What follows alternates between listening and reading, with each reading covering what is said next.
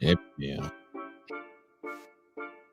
What's up, y'all? It's your boy, Pastor Mike, aka 90s number 5, and I am so excited to be here in the house. It's the 11th hour, and we're gonna have a good time today, like we always do. We just always have a good time up in the 11th hour because this is what we do. I don't know about you, but I'm so glad it is crispy outside. You glad it's crispy outside? Yes. Man, enjoying the fall weather. You know what? Tomorrow, I'm a big football guy. I don't know about you. Football? You like football at all?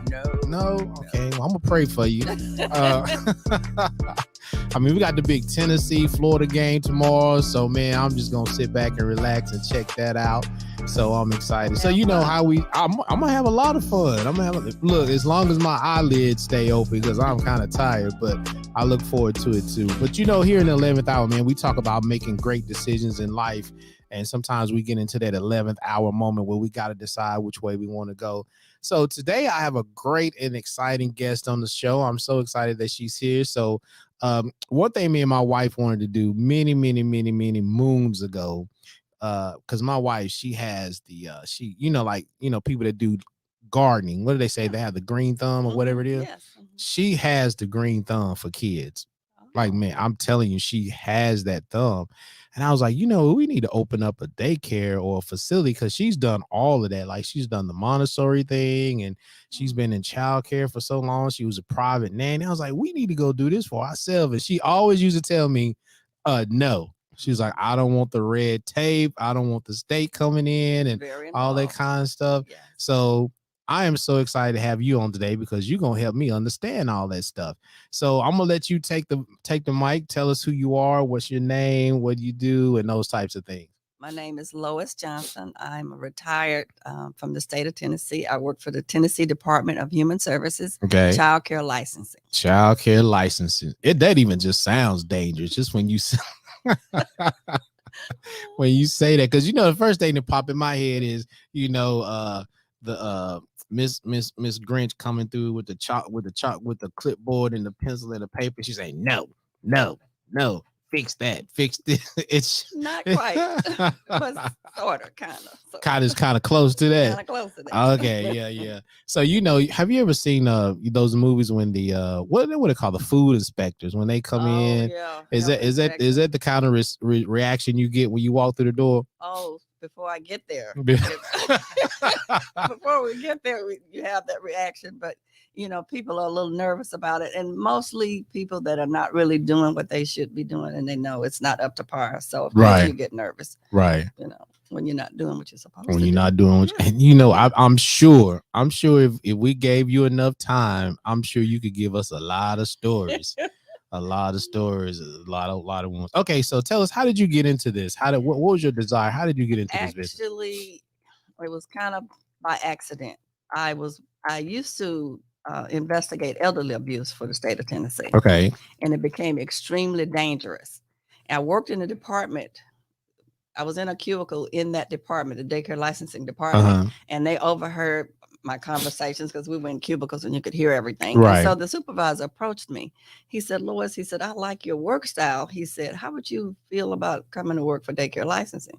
And I said, how dangerous is it?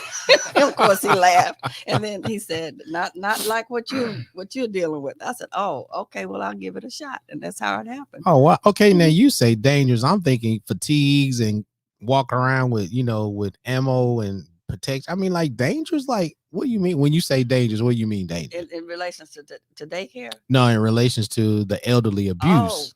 Oh, because you go into strange homes. Okay. And you're actually sort of accusing a person of not treating the elderly yeah, correct, I got you. Treating them right. I got you. People are nervous, they're scared, and they react right to you. So, okay. So, but did you ever go to like actual facilities, or you just mostly did home? I went to nursing homes and mostly private homes. Oh yeah. So that's what made it different. That's what made it dangerous. Man, you got your pepper spray with you? Well, we're not allowed. We weren't allowed to have what? Pepper spray. No. Oh man. No, I've had to have the police escort me, accompany me there many times. Wow. So just depends on what you have to deal with and what's in the report, because sometimes the reports are not always accurate. Right. And so you get there and it's a whole different scenario. And I'm going, okay, this is really for the police because I don't carry a gun. Right. Right. famous statement. Yeah, Okay, now I know we're not here to talk about that, right. but I know, but I got one question I need to ask you. You know, just has that changed like since the time you were doing it? Do you think it's gotten worse, or you think that elderly abuse has it gotten better identifying that and seeing that? Because when we put our loved ones in those facilities or expecting that, do you think it's gotten better, worse, or I mean, and I know you're not in the business anymore, but My educated guess would be that it's probably gotten worse, but not so. Only because I dealt mostly with private homes. Right. Okay. It was bad enough going into a nursing home, but private homes, children, nieces, nephews, grandchildren, they're still not treating the elderly correct. Man, I mean, they have the choice to do so, but they don't make it. Yeah. So that's a whole nother subject on it its is. own. We It's a could come whole back and nother talk about that. podcast. It really is. It is really elderly I could abuse. talk about stories. Yeah. Yeah. So is there any if we wanted to open up a daycare, like what is it that we have to do? What are the qualifications to open up a daycare? Like what is the process? What does that look like? Well, the first thing I tell people is you must love children. If you don't need to go into the business. And also, if you're going into it to get rich, don't go into it. Really? It's not something that you're going to get rich doing right away, because there's so many layers to it. It's like an onion when you start unpeeling, so many things you have to do. Okay. I actually brought my list of things and you can go on the website and see exactly. You go to DHS, let's see, it's TNDHS. Okay. Services. You can go to Tennessee Department of Human Services, put in that search bar, and you can find out anything you need to know. But I did bring a list with me. Okay. And first of all, you start out with the tax ID number. Right. Okay. Application fee. You have to file with the Secretary of State. Then you have to undergo inspections. Once you get the building, you got to get a building, of course. Can't do it in your house. Well, you can do home daycares if you want to start out like that and get licensed, but the rules are a little more lax if you're in the home.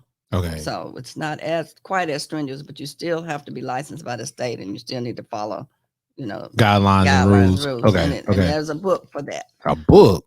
Oh yeah, it's like your Bible for daycare. It's for every person that opens a daycare, they get one. Okay. Or you can download it. Right. Okay. Mm-hmm. And you have to have fire inspection, health inspection, environmental inspection. You have to make sure you have proof of insurance. Make sure all of your workers are fingerprinted. You got to fingerprint them. All of them? Everybody. And that's in the home as well. If you do it home, or because you want to make sure the persons you're getting, they don't have any type of record. Right. Okay. Now I'm gonna have to stop right there. I mean, what's the odds of that really happening in home daycares? It happens. It has happened. It does happen. Man, I mean, like, I just never knew you had to go that deep. Like, so if I wanted to keep, that's only if I'm hiring people, though, right? Or anybody that's just helping. No, it's if you're keeping more than 5 children. 5? Mm-hmm. Then you need to consider being licensed. Okay, well, I tell you what, boy, I can walk around right now. There's a lot of places can be getting shut down like this weekend. Like my goodness. Oh man. And that does happen if somebody calls in and right, the child care complaint hotline. Yeah. And say, oh, there's a home over there, and they're keeping about 10 kids over there, and I don't think they're licensed.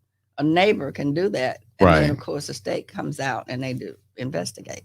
And they can close it down right there unless you decide to get licensed. That's tough. That's tough. Because most time those types of places are just really helping. Well, they're trying to help people. They can't afford the $150 a week for a child. It's more than that now. It's more than 150? Oh, it was 150 when I was doing it. Wait a minute now. You just said don't get into it for the money. I'm like, but I'm saying, but when you get through with everything, when you get through doing all of the guidelines that you need to follow, just for even if you decide not to get licensed by the state, right. There's certain things you need to do to child-proof your house to make sure the child is safe. Because at the end of the day, that's what program evaluators or program specialists. I think that's what they're calling them now. Okay. That's what they do. They want to ensure that your child is safe. Yeah, that's true. Mhm. That's true. Okay, so go ahead. You want to finish the list? Oh, you have to. They have to have first aid training. You want to make sure you have a floor plan and pictures before you open up, and of course, the owner, director, everybody has to be fingerprinted. All of your staff Okay. and Okay. all of their qualifications. Each a parent can come in any day and say, "Oh, I like to know if I like to see the qualifications on Jane Doe," and you have to be able to supply Provide them those. with that. Mhm. Okay. Mhm. But what now when you say qualifications, what do you mean? Like what do they need like to be just to Well, work there? high school diploma is Okay. one thing. Make sure that they're fingerprinted. Make sure they've had a physical, that they're physically able to do that job. Okay. And then there's initial training that the state has for them that they have to have before they begin. And is that a yearly thing though? Or is that like just a one and done? Like get that training one time and you're Oh, done? no. You have to have ongoing training because I mean stuff happens. So you have to have Right. ongoing training throughout the year. And what the state does is we go in and we do random visits. Mhm. You know, Pop you don't ups. know pop-ups. Well, you don't know Ooh. we're coming. And we come anytime that if you're open from 6 to 6, we may show up at 6 in the morning or 7 in the morning. Right. And we come in and we look at certain things. Now we have. It used to be that they did 6 visits a year, and each of those visits we would look at different things. Mhm. And if we come in and we find a violation, we will write it up. When we come back, we do a follow up. We give you time to correct it if it's something that needs to be corrected physically. We come back, we expect for that to be corrected. And after so many violations, Shut you it get down. written up, and eventually you will. It's a process. It doesn't. You don't. No one is ever just shut down right away unless a child dies or something. Yeah. So it's not like how you see on TV. You walk in there, you see a couple of things, you're like, shut it down, like shut it down now. No. So okay. So do you get greeted well when you was doing By it? Did some, you get greeted well? by like, some, I like did. come on Some in. not. Yeah.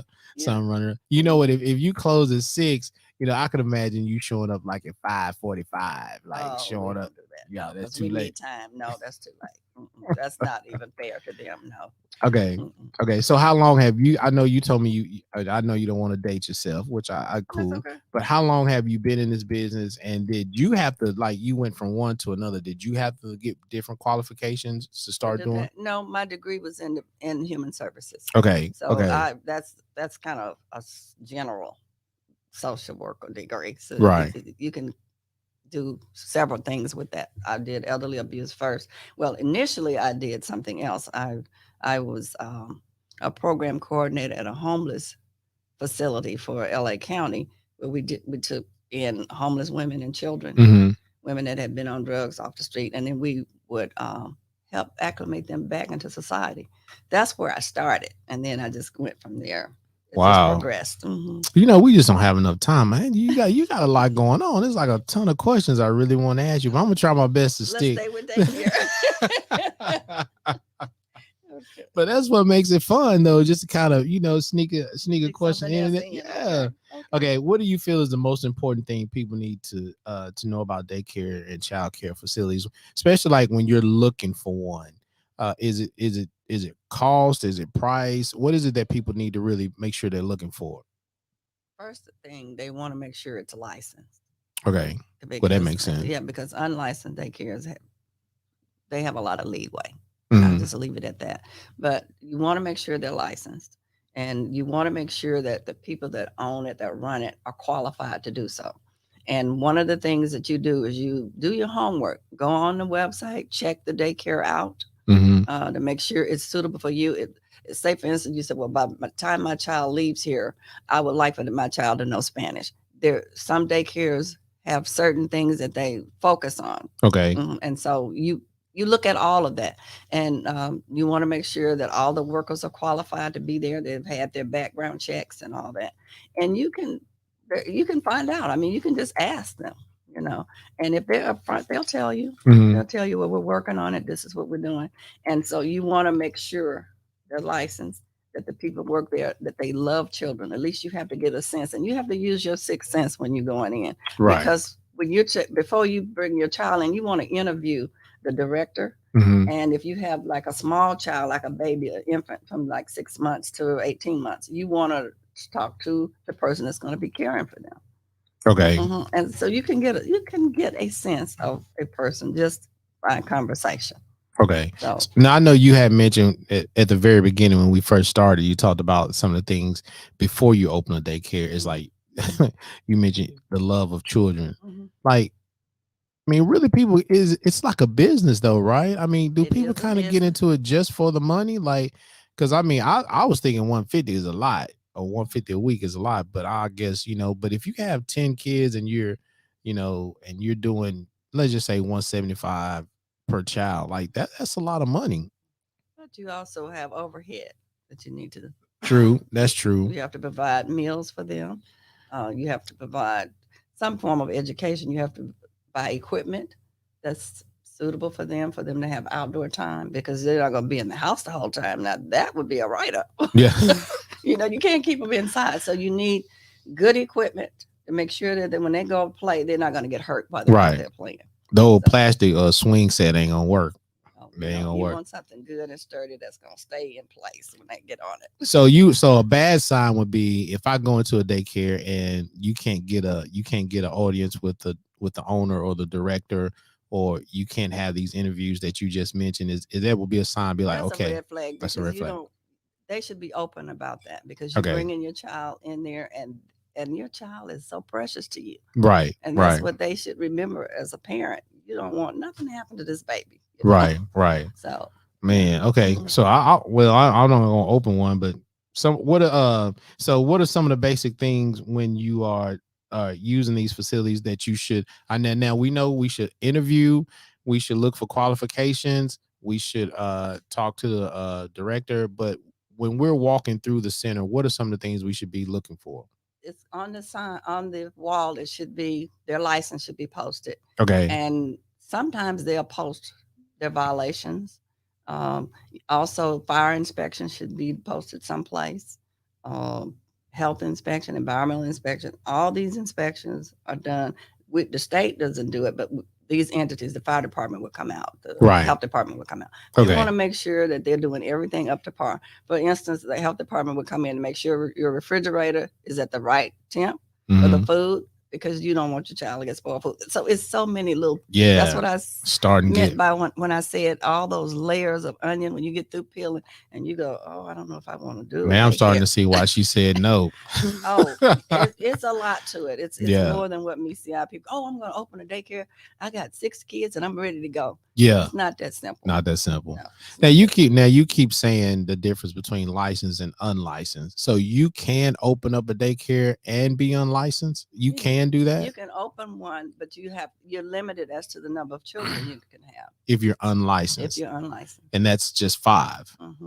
And it Okay. may be different now. I would have to check the website to be sure. Okay. But yeah, I brought and also the other thing that you'll notice if you're walking through, let's say that I have a 2-year-old. If you're saying I have a 2-year-old, Okay. I'm going to come in and I'd like to get a tour of the facility. But when you go to that 2-year-old room, you want to make sure that there are enough caregivers in there. If there are 8 kids in there, you need at least 2. 2. Ought to be 2. I'm looking at my chart. Right. Yeah, it has to be 2. That's fine. It has to be 2. If you got one person in there with 8 kids, that's a red flag for you as a parent. Right. Because Okay. how are you gonna? I mean, it's hard to do it with 2. It's That's true. almost impossible to do it with 1 because a 2-year-old. Come on. So that's a red flag for a parent when you walk in and you see that the adult-child ratio is off. Okay. Now, I'm always concerned about this area, especially within our community. Do you see a bigger difference from the daycares in our community versus some of the other communities where you have the bigger high society daycares where they got, all the science equipment and all the big lights and, have all versus the little neighborhood daycare center that where, the fence is hanging. Yeah, they're struggling. The And it's fence a is lack halfway of up. funds. And it's Yeah, a lack yeah. of funds. And sometimes it's a lack of business savvy because you said it's a business. You do have to have a mind for business because otherwise it is a business. You Right. can't run it. And everybody is not business savvy. If you're not, you need to pull somebody in that is to help you. And I think a lot of times it goes awry because the business component is missing, and that's not good. So people that open up, that have a good heart, that really have, like you said, that really do have the heart for kids and really want to have a facility. But I know you mentioned something about funding. Is there funding for people that want to open up a daycare that the state can help with, or you just got to raise your own, have your own money? As far as I know, you have to have your own money. Yeah. Okay.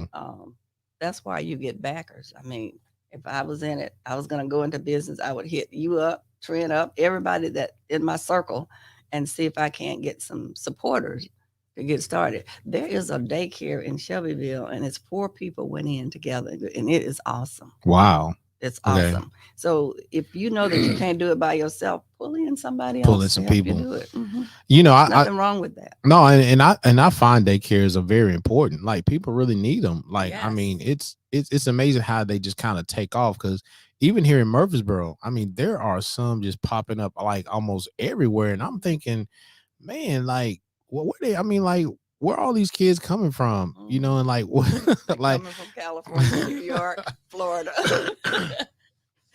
People coming in from New York, changing things around here, right? Yeah. Okay. So when we think about daycares and we thinking about childcare, I know is there interchangeable daycare, childcare provider, whatever? What are some of the things that they could be doing for the community? Is there anything that they can be, other than keeping your kids? Is there really anything they can do for the community? Well, I thought about this question because the one thing that they can do is support it. And I don't mean just financially. They can support, moral support is good. It's very good.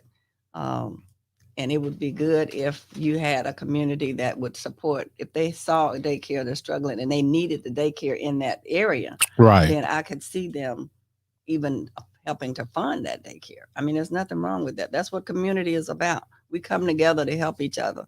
And I think that's what's missing now in society, is the reason a lot of daycares fail, because they don't have that support system. And everybody needs a support system. They do. Yeah. When a business starts, they get a board of directors, they get funders, people to sponsor them. That's what daycares need to do. And and a lot of times people say, oh, I can do this. And they think it's simple, and it's really not. Yeah. You're really helping me. Man, that's a lot of stuff you have to go through. Yeah. It's a lot. I mean, because you just see them all the time. Like, you just see them open all the time, and you don't think about, all the things that they have to go through to make it work. I'm sure it is stressful for them that are opening up those daycares like that. Okay, so what trends are you seeing in the business of childcare? What are the trends that you're noticing? Something that I really like is they're technology wise. Mm-hmm.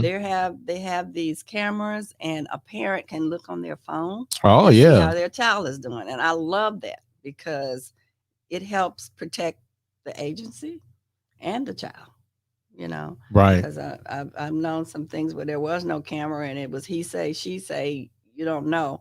And so you really don't know what avenue to take when it's my word against your word. Right. But if it's on camera, okay. So but it's a good, and that's something that's popping up, and I love it. I know you mentioned this, and you kind of mentioned it kind of like just, I think it's just part of one of your answers you was talking about. Like you said, education. Has that become a really big part of childcare now? Because back in the day, you just drop them off and they just play in the Play-Doh all day and then head to the house. But has curriculum and education really become a big part of childcare? Yes. So is that something we should look for too? Yes. And the other thing is, you kind of want your child to be kindergarten ready when they leave daycare. Okay. I mean, it's just like when they leave high school, you want them to be ready for college, prepared. It's the same concept, not the same level, but it's the same concept. Right. You want your child to be prepared. They should know their name, their address, their parents' names. And I met a 4-year-old that didn't know his parents' name. I said, you don't know your parents' name? I agree that the parents should teach that, but I've seen it being taught in daycares too. Mm-hmm. They do that as well. So you do want them ready. When they leave daycare, they should be ready for kindergarten. Just get ready to go in there and do that thing. Yes. So when So can you ask for curriculum or just Oh like no, they should have one. Yeah, each daycare should have a curriculum. You can ask to see what theirs is, so that right, you know that, oh well, this is great. This is something I would want my child to learn or not. It would be your decision as a right, parent. right. Mhm. Man, it's a lot going into that. Yeah. Man, I'm just thinking, I'm just be honest, I'm just thinking dollar signs. Like when I see daycare, That's what I'm thinking happens. dollar sign.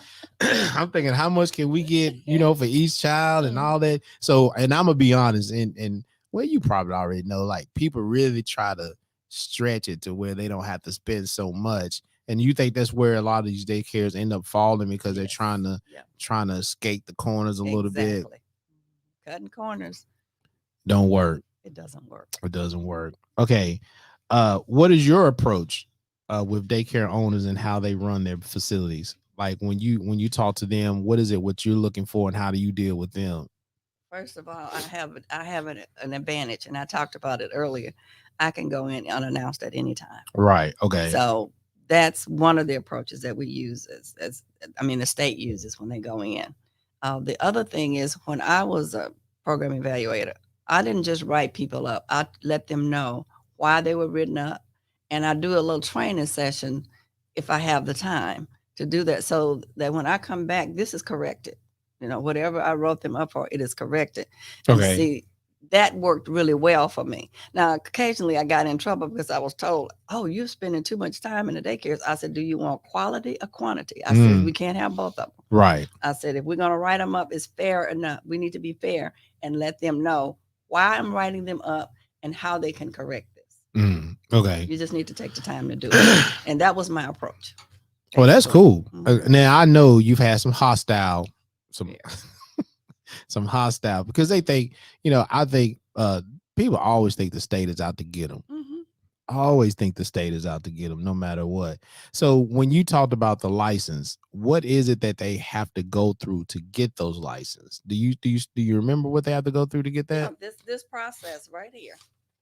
They go through this entire process. Okay, they Mhm. got to go through all of Yeah, this. and it may have changed a little bit when you go on the website. You can check it, but yeah, they have to go through that, and it may be a little bit more now. Okay. But that's the process they go through to make sure that they're ready to open. And see, we come out and do a walkthrough. Once they call us and say, "Well, we're ready," we go out, we do a walkthrough to check everything that's on that list, and then maybe some more, and to see if they're really ready to open. Mhm. Okay. Yeah, we want to be sure that they're ready to open. That's great. But that's the approach that we use. Okay, so if somebody has never heard of what you do, what would you tell them? Like, I said, well, my job is sort of like I don't want to use the word police because that brings a negative connotation sometimes. well, I mean, But it we, does, but I mean, that's kind of what you do. yeah, we kind of come in. I says, if you don't know anything about it, here's what we do. We come out, we check everything to make sure that your child is safe and healthy. And that should be the director and the staff's concern as well as ours, because at the end of the day, we're on the same team. We're trying to do the same thing. And so that is what I would tell people. We go in and we try to make sure that children are safe. And we do that by checking certain things, the adult child ratio. We even look at the food that they're eating, how they're laid down in the cribs. You know, there's a certain way you put them down in the cribs. Really? Oh yeah, you have to put them on their back, because if you don't, we had a child that died in one of the counties here in Tennessee. Child was laying on his face, and this child was not a baby. This child was almost 2 years old, and the child, 23 months to be exact, the child died because Wow. they were left alone sleeping, and he smothered, and because he was on his stomach. Right. Okay. Okay. Mm-hmm. So all of those things, and so we look at all of that. We look at the playground equipment to make sure it's safe. We want to be sure that we also observe whether or not the caregiver is watching the children, you know, because sometimes they be doing other things. Yeah. One was on their cell phone one time. Yeah, So, yeah. you know, that was a write up. Yeah. You've got to watch these little folks because they can get into all kind of stuff, you know. I know that's right. Mhm. Yes. Yeah. Yes. So I know that's right. it's you know, because we had a case where we went out and a child had broken their arm, because the caregiver back was turned to the child. Mhm. Oh, I don't know what she was doing, but she wasn't watching. And so that creates a whole different atmosphere for that daycare center. Right. Luckily, I had a good relationship with the director. We talked about it, and she says, I've fixed that. We're going to take care of that. And I says, if you can do it with more training, if this is a good worker, you can do it with more training, but if not, you know what else you need to do. Right. So we look at everything.